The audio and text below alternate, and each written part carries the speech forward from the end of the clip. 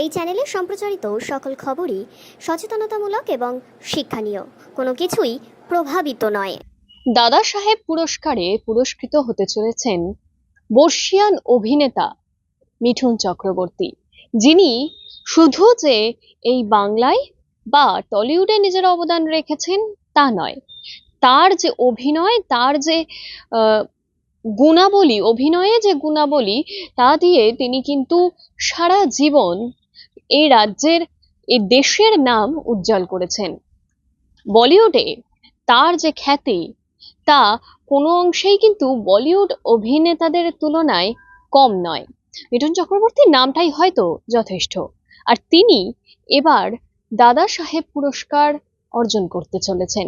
দাদা সাহেব পুরস্কার মূলত ভারতবর্ষের চলচ্চিত্রের সর্বোচ্চ পুরস্কার। যে পুরস্কারের উদ্দেশ্য এটাই যে সারা জীবনব্যাপী ভারতীয় চলচ্চিত্র এবং ভারতীয় অভিনয় জগতের উন্নতিতে নিজের সর্বস্ব দান করা, এবং সেই দানে যারা যারা লিপ্ত হন, যারা যারা ভারতীয় চলচ্চিত্র, ভারতীয় অভিনয় বা ভারতীয় শিল্পকলায় নিজেদেরকে সমর্পণ করে থাকেন, মূলত তারাই এই দাদা সাহেব পুরস্কারে সম্মানিত হয়ে থাকেন। এবার সেই লিস্টে, সেই তালিকায় মিঠুন চক্রবর্তীর নাম সারা জীবনের মতন থেকে গেল। মিঠুন চক্রবর্তী, যিনি এই বাংলা ইন্ডাস্ট্রি, বলিউড ইন্ডাস্ট্রির উজ্জ্বল নক্ষত্র, তিনি এবার দাদা সাহেব পুরস্কারে সম্মানিত হতে চলেছেন।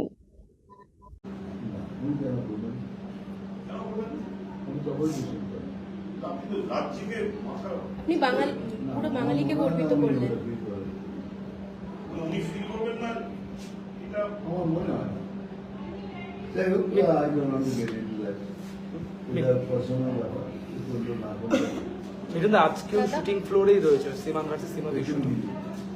আজ আমি আরেকটা জিনিস, আপনি আগের ইন্টারভিউতেই বলেছেন, আপনার যখন সানডে ইন্টারভিউ করলাম, যে এখনো আপনার কাজের খিদেটা আছে। অনেক চরিত্র আছে যেগুলোতে অভিনয় করা হয়নি। এই ফালকে পাওয়ার পর ভারতীয় চলচ্চিত্রের সর্বোচ্চ সম্মান, তারপর কি খিদেটা আরো বেড়ে গেল?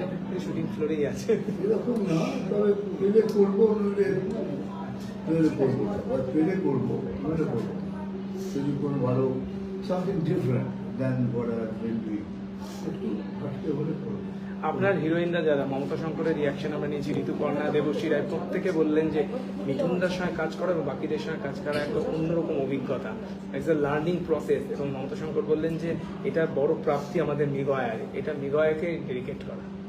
Momota herself is a fantastic actress. She's been very humble. She is a learning process. আমার থেকেও কি শিখবে? ও she herself is a great actress. আর দেবশ্রীর সাথে আমার ফ্যামিলি রিলেশন একটা আছে। ওকে রাগিয়ে দিই, রাগিয়ে দিলে গালাগাল খেতে হয়। আমাকে ঝাল খাইয়ে দেয়। শাস্ত্রীর ফ্লোরেও যেটা হয়েছে। এই পাঁচ দশকে আপনার 5 দশকে প্রতিক্রিয়া করেছেন। ঋতুপর্ণা সিঙ্গাপুর থেকে প্রতিক্রিয়া।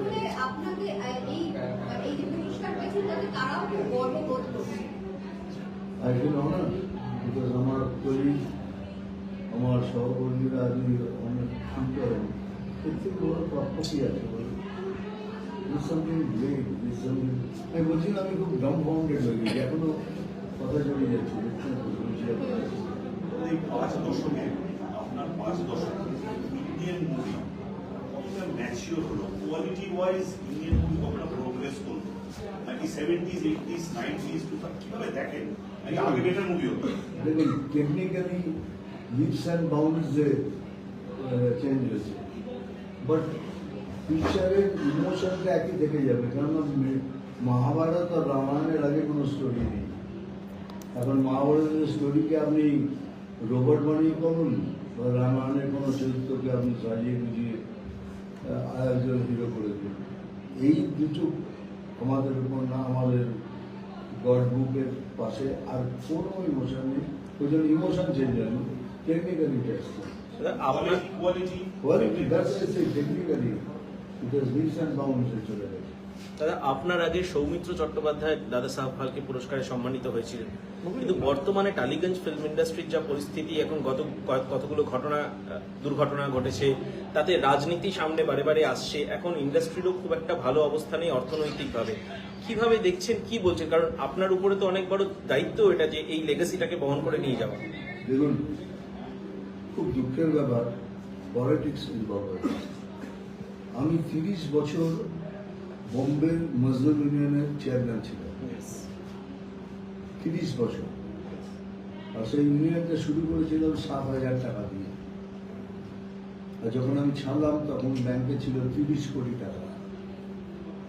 এখন সেই ইউনিয়নের কাউকে কোনো পয়সা দিতে হয় না, বিয়ের জন্য নয়, ফ্রি হেলথ, মেডিকেল তো আছেই, পড়াশোনা আছে। এমনকি আপনারা যদি দেখে থাকেন কোনো একটা শোতে, একদিন সারেগামাতে যেসব ছেলেমেয়েদের নিয়ে আসা হয়েছিল, তার মধ্যে 3 জন, একটি মেয়ে, 2 ছেলে, তাদের বাবা মা দুজনেই মারা গেছিল। তাদের ইউনিয়ন বড় করে বিয়ে দিয়েছে। তারা এখন আইটি পড়াশোনা করে। তাদের কাছে দাদা মানে সামথিং গডলি ফিগার, কিন্তু ওসব বাড়ি কথা। কিন্তু কোনো পলিটিক্সকে আসতে দিন কেন? তখন একটা চিত্রপট শাখা ছিল। চিত্রপট শাখা মানে বালাসাহেব ঠাকুর। আর সবাই জানেন যে বালাসাহেব ঠাকুর আমাদের ছেলের মতো সময়। তো সেখানেও আমি স্যার দাঁড়িয়ে বুঝি, আমরা এগুলো পুরো নদীর জন্য না দেখে আমরা চাই না। উনি ইমিডিয়েটলি সেটাকে দুটো ভাগ করে দাও, তোমার সমাজের করো, মিডিল করতে দাও। আর এখনো পর্যন্ত ওখানে রাজনীতির চোখে দিই। আমরা অ্যাক্টার্স হই কি নন অ্যাক্টার্স, মানে টেকনিশিয়ান, আমরা রাজনীতিকে ঢুকতে দিই। আর কলকাতা এক্স্যাক্টলি তার অপোজিট, টলিউড এক্স্যাক্টলি তার অপোজিট। Everything is politics. কেন এটা হয়েছে? কেন এখানকার টেকনিশিয়ানরা জাগে না? কেন তারা জেগে বলে না যে পলিটিক্স কাকে এখন বাদ দিয়ে বাকি সব কিছু করবে?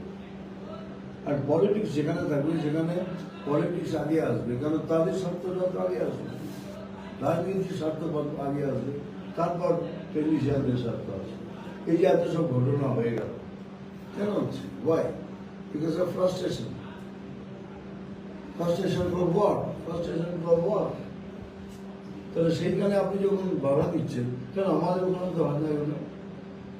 আমাদের এত মেম্বার্স, কিন্তু কেউ তো বলেন আমি চাকরি পাচ্ছি। ওখানে একটা রেগুলেশন করা আছে, 1 থেকে 30 এই সিরিয়ালে সবাই কাজ করে। 30 শেষ হলে বলে 31। সেই জন্য যেখানে দেয়ার ইজ নাথিং কখনো। আর আমি বলতাম কি, যদি তোমরা বন্ধ করো সেদিন আমি ছেড়ে দেবো, যেদিন তোমরা স্ট্রাইক করবে সেদিন ছেড়ে দেবো। There will be no strike. কাজ বন্ধ করবে না। এক কাজ যেমন বন্ধ হলে তাহলে 1 শিফটের কাজ করবে, 1 শিফটের করবে না। আর যখন হয়ে যাবে শেষ, 1 শিফটের কাজ করে এটা পূরণ করবে। বিশ্বাস আমার প্রোগ্রেসিভ, এত প্রোগ্রেসিভলি আমরা কাজ করেছি। এখন সেই ইউনিয়নে চলছে, আরো বড় হয়ে চলছে। আমি অ্যাক্টার্স ইউনিয়নের প্রেসিডেন্ট ছিলাম, আমি মজদুর ইউনিয়নের প্রেসিডেন্ট, আবার অ্যাক্টার্স ইউনিয়নের প্রেসিডেন্ট। সাইমেলটেনিয়াসলি এই দুটোকে চালিয়েছি, একটা রিচ, একটা poor. There is no clash, there is no politics. যতক্ষণ না পলিটিক্স যাবে ততক্ষণ প্রবলেম। এখন তো ছোট ছোট দেখছেন, do take a very huge thing, time আসতে দিন বুঝতে পারবেন। ইন্ডিয়ান আর্টিস্টকে আপনার সাজেশন বলুন। Sir, you mentioned a very important part about politics entering every aspect of the industry. You mentioned Balasaheb Thackeray and how he, sort of agreed to what you said.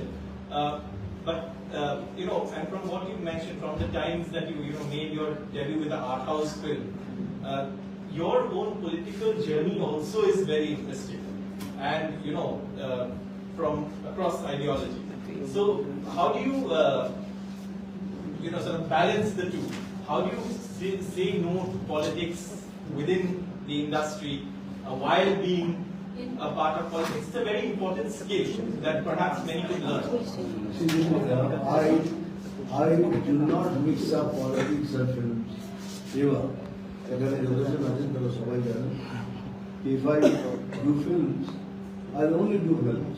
मैं कुछ बीच में अगर mic लेके बोलेंगे politics में never answer. और जब politics करता हूँ तो फिल्म के लिए बात करें I just stop. So this thing I maintain. I work with actors, they are my opposition.